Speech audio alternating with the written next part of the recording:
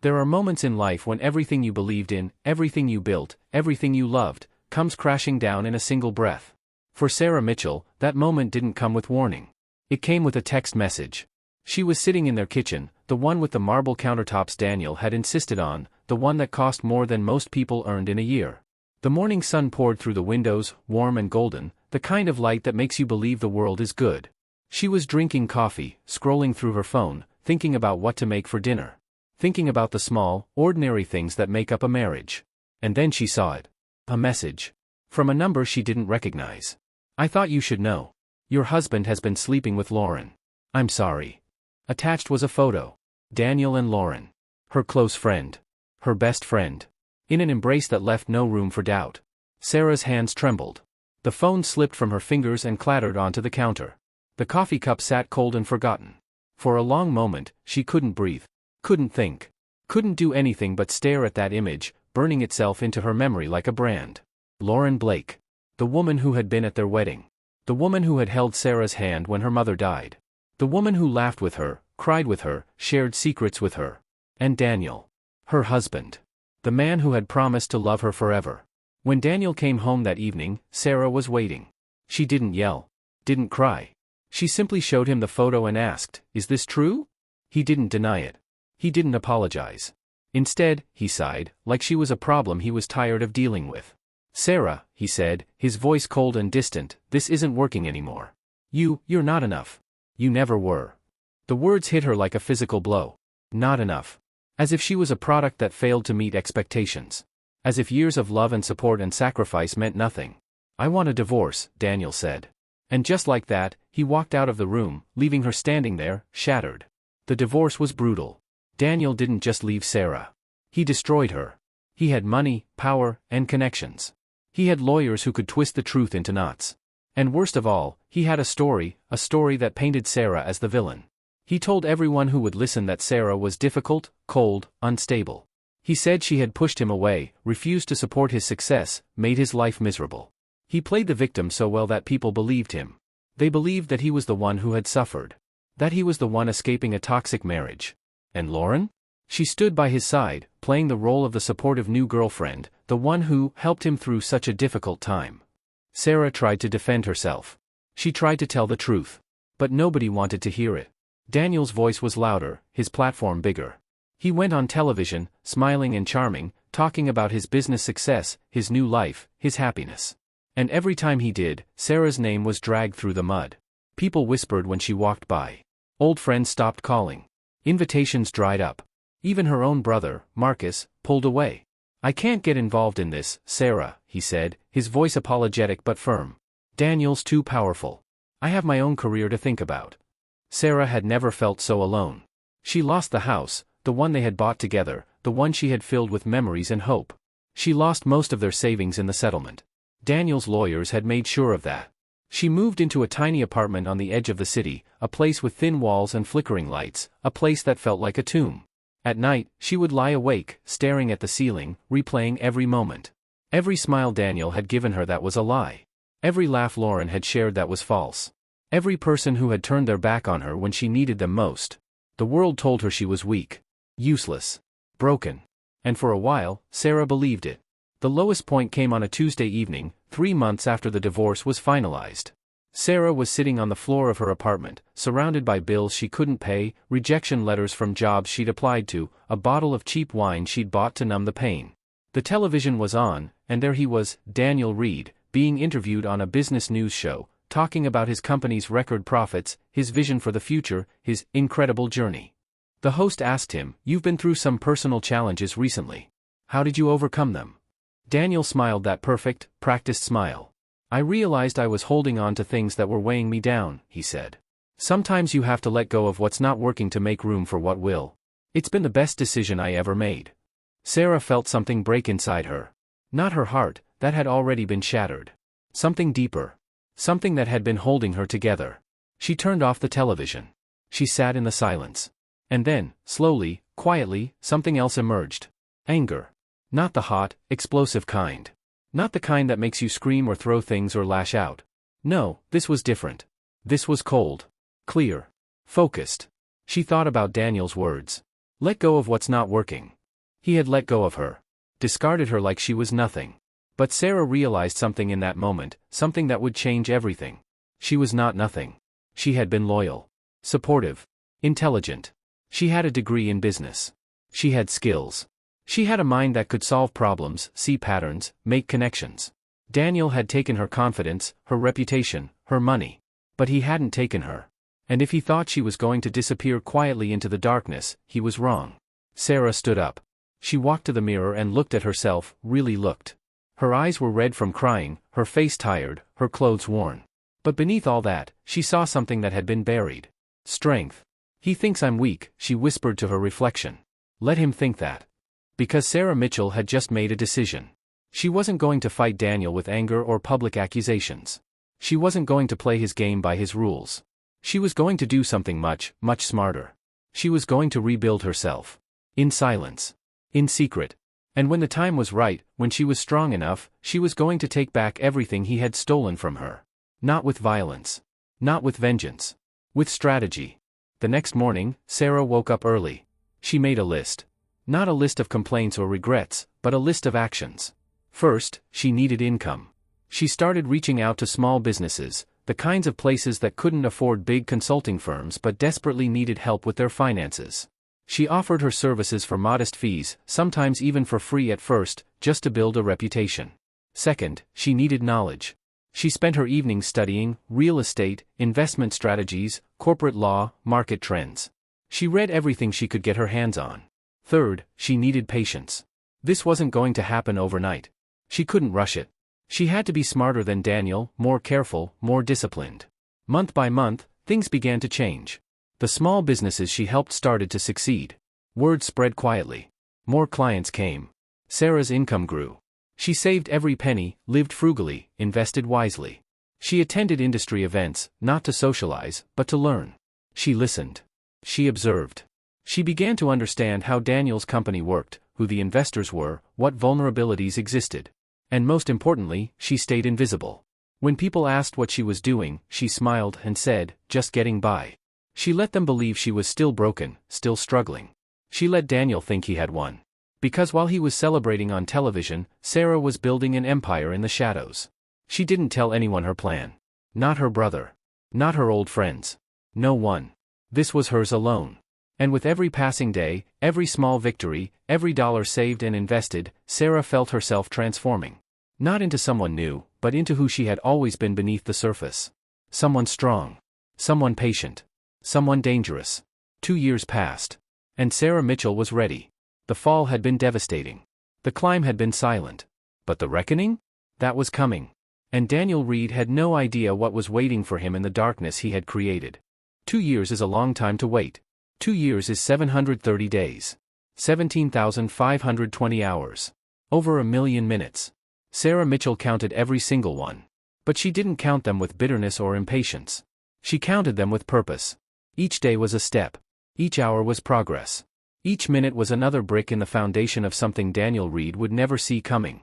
While he smiled for cameras and gave interviews about his success, Sarah worked. While he celebrated at galas with Lauren on his arm, Sarah studied. While he believed he had won, Sarah was quietly, methodically, taking everything from him. The transformation didn't happen overnight. It happened in coffee shops at 5 in the morning, where Sarah reviewed financial reports before the sun came up.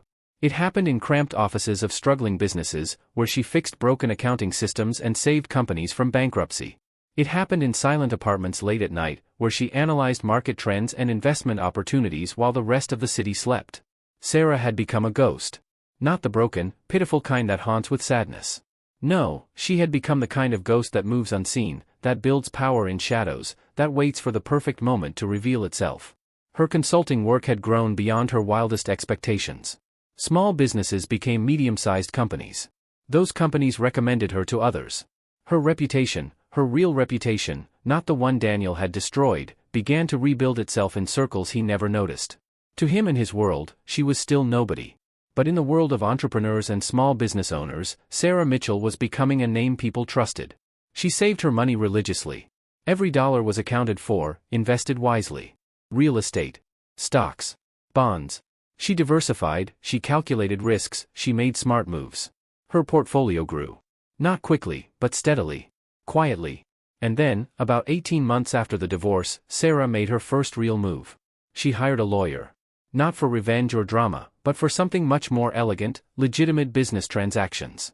Through a series of carefully structured legal entities, LLCs, investment groups, proxy buyers, Sarah began purchasing shares in Reed Industries. Daniel's company. The empire he had built and bragged about on television. Nobody noticed. Why would they?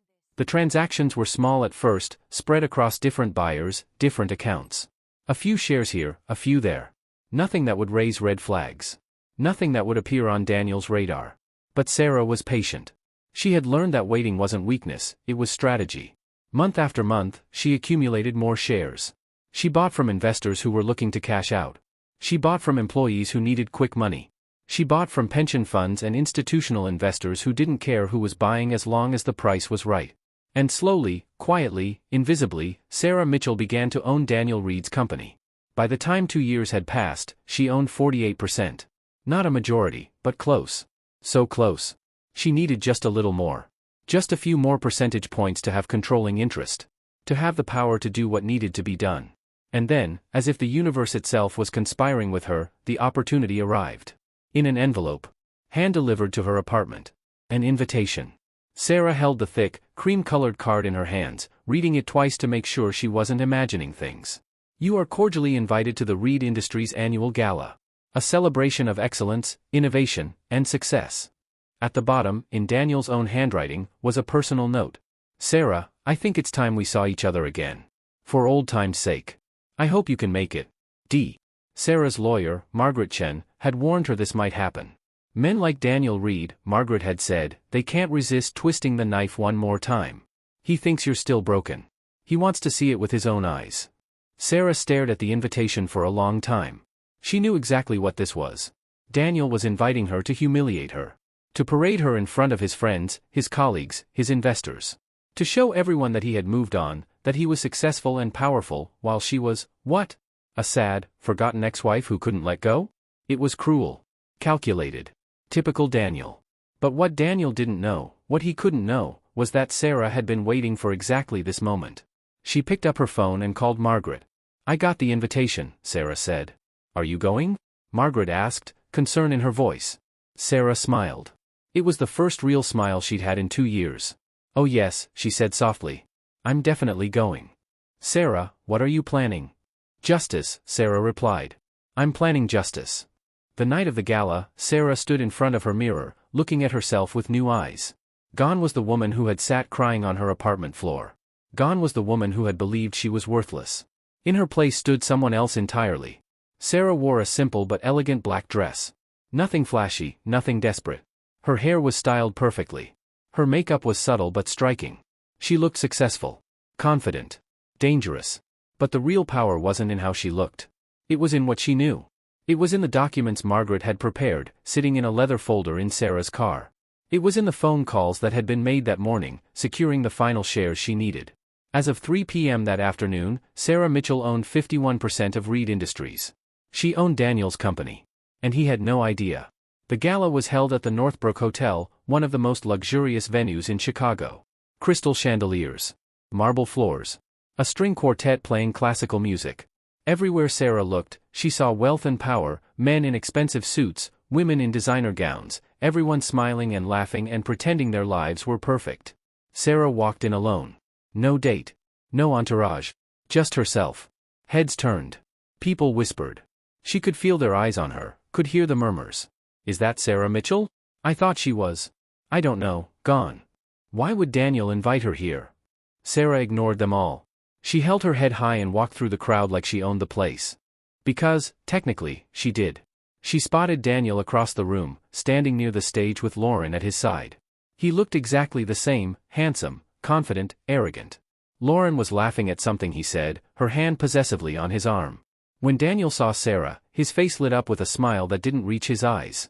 He excused himself from his group and walked toward her, Lauren following close behind. Sarah, he said, his voice dripping with false warmth. You actually came. I'm surprised. Hello, Daniel, Sarah said calmly. Thank you for the invitation. He looked her up and down, and Sarah could see him trying to figure her out. She didn't look broken. She didn't look desperate. That bothered him. She could tell. "You look, well," he said, though his tone suggested he was disappointed by that fact. "I am well," Sarah replied simply. Lauren stepped forward, her smile sharp and competitive. "It's so brave of you to come tonight, Sarah. Really. I know this must be difficult for you." Sarah looked at Lauren, this woman who had betrayed her, who had stolen her husband, who had participated in her destruction, and felt nothing. No anger. No hurt. Just a calm, clear certainty that justice was coming. "Not difficult at all," Sarah said with a small smile. "Actually, I've been looking forward to tonight for a very long time." Something flickered in Daniel's eyes. Confusion? Concern? He opened his mouth to respond, but at that moment, the lights dimmed and a voice came over the speakers. "Ladies and gentlemen, please take your seats. The program will begin shortly." Daniel's smile returned, wider now, more confident. "Well, enjoy the show, Sarah. I think you'll find it very enlightening." He walked away, Lauren in tow, leaving Sarah standing alone. But Sarah wasn't alone. Not really. Margaret Chen was somewhere in the crowd, along with 3 board members Sarah had been quietly meeting with for months. Everything was in place. Sarah took her seat near the back, her heart beating steadily, calmly. She had waited 2 years for this moment. She could wait 10 more minutes. Daniel took the stage to thunderous applause. He loved this, the attention, the adoration, the power. Sarah could see it in the way he stood, the way he smiled, the way he soaked in every moment. "Thank you all for being here tonight," Daniel began, his voice smooth and practiced. "Reed Industries has had an incredible year. Record profits. Expansion into new markets. Industry recognition. And I couldn't have done it without the incredible team supporting me." People clapped. Daniel basked in it. "Tonight is about celebrating success," he continued. "It's about recognizing that in business, as in life, only the strong survive. Only those willing to make tough decisions, to let go of what doesn't work, can truly thrive." Sarah felt people glancing at her. She knew what they were thinking. Daniel was talking about her. About how he had let her go to succeed. "And so," Daniel said, "I want to." "Excuse me." The voice came from the side of the stage. Robert Caldwell, the chairman of the board. He stepped into the light, looking uncomfortable but determined. Daniel's smile faltered. "Robert? What are you?" "I'm sorry, Daniel," Robert said, his voice echoing through the microphone. "But there's been a development. The board needs to make an announcement." Confusion rippled through the crowd. Daniel looked genuinely bewildered. "What are you talking about? This isn't the time for." "I'm afraid it is," Robert interrupted gently but firmly. He turned to face the audience. "Ladies and gentlemen, as of this afternoon, there has been a significant change in the ownership structure of Reed Industries. Through a series of legal and legitimate transactions over the past 18 months, a new majority shareholder has emerged." Daniel's face went pale. "What?" Robert continued, his voice steady. "The new majority owner holds 51% of all shares, giving them controlling interest in the company. Per our corporate bylaws, this individual has the authority to make executive decisions, including changes to leadership." The room was dead silent. Every eye was fixed on the stage. "Who?" Daniel demanded, his voice rising. "Who bought shares in my company?" Robert looked out into the audience, his eyes finding Sarah. "Ms. Mitchell," he said. "Would you please join us on stage?" For a moment, Sarah didn't move. This was it. The moment she had worked for. The moment she had earned. She stood slowly, gracefully. Every eye in the room turned to her. She heard gasps. Whispers. Someone dropped a glass. Sarah walked down the aisle toward the stage, her heels clicking on the marble floor. Each step was deliberate. Confident. Powerful. She climbed the stairs and stood next to Robert, facing the crowd. Facing Daniel. Daniel's expression was pure shock. His mouth opened but no words came out. He looked at her like he was seeing a ghost, or a monster. "Sarah," he finally whispered. What is this?" Sarah turned to him, her voice calm and clear. "This, Daniel, is called consequence." Robert handed her a microphone. The room was so quiet you could hear people breathing. 2 years ago, Sarah began, her voice steady but filled with emotion, "I stood in a courtroom and watched my life be destroyed. My reputation. My marriage. My dignity. All taken from me by a man who claimed I wasn't good enough." She looked at Daniel. "You told everyone I was weak. Useless. A burden you had to escape from." Daniel's face was red now. Lauren, standing off to the side, looked horrified. "And I let you believe that," Sarah continued. "I let you think you had won. I let you celebrate while I disappeared. Because I learned something important about power, Daniel. Real power doesn't announce itself. It doesn't brag. It doesn't need to be seen. She paused, letting her words sink in. Real power waits. It plans. It builds. And when the moment is right, it acts. Sarah held up a folder. In here are the documents showing my ownership of 51% of Reed Industries. Every transaction was legal. Every purchase legitimate. And as of tonight, I have controlling interest in this company. The crowd erupted in shocked murmurs. Daniel looked like he might collapse. The board and I have discussed the future of Reed Industries, Sarah said. And we've agreed that a change in leadership is necessary. Effective immediately, Daniel Reed is removed as CEO. You can't do this. Daniel shouted, his composure completely shattered. This is my company. I built this. No, Sarah said quietly but firmly. You built this with our money. With the years I supported you. With the sacrifices I made while you climbed. And then you threw me away like I was nothing. She stepped closer to him. I didn't come here for revenge, Daniel. I came here for justice. I came here to show you that being quiet doesn't mean being weak. That patience isn't the same as surrender. And that the person you underestimated was the most dangerous one in the room. Daniel's eyes were wild now, desperate. Lauren, he said, turning to her. Lauren, say something. But Lauren was already backing away, her face a mask of calculation. Sarah could see her weighing her options, deciding whether to stand by a fallen man or distance herself quickly. Lauren chose distance. She turned and walked out of the ballroom without a word. Daniel watched her go, his expression crumbling. In that moment, Sarah almost felt sorry for him. Almost. You took everything from me, Daniel said, his voice breaking. You destroyed me. No, Sarah said softly. You destroyed yourself. I just made sure you faced the consequences. She turned back to the crowd. Reed Industries will continue to operate, she announced. Under new leadership. With new values.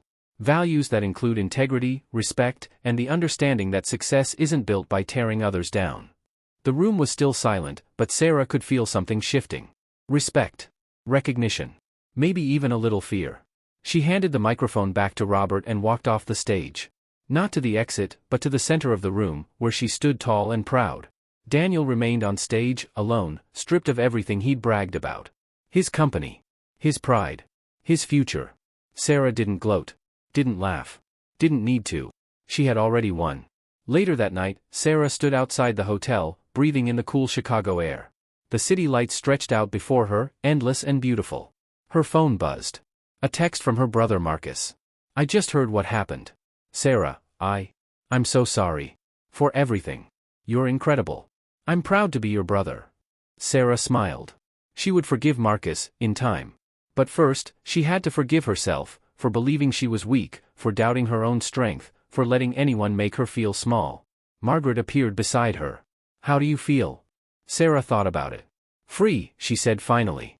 For the first time in years, I feel free. What's next? Margaret asked. Sarah looked up at the sky, at the stars barely visible above the city lights. I'm going to build something good, she said. Something that helps people instead of hurting them. Something that proves you don't need to be cruel to be successful. She turned to Margaret with a genuine smile. And I'm going to live the life I deserve. Not the one Daniel said I could have. The one I choose. That night, as Sarah drove home, not to a cramped apartment, but to a beautiful condo she'd bought with her own money, she thought about the journey.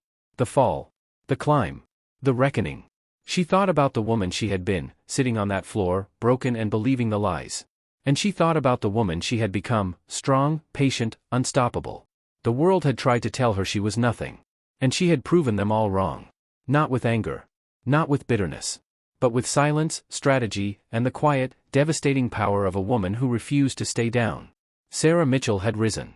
And this time, no one would ever make her fall again. Sometimes the greatest revenge isn't noise and fury. Sometimes it's patience and precision. Sometimes it's becoming so powerful that your enemies don't see you coming until it's too late. And sometimes, the quiet ones are the ones you should fear most.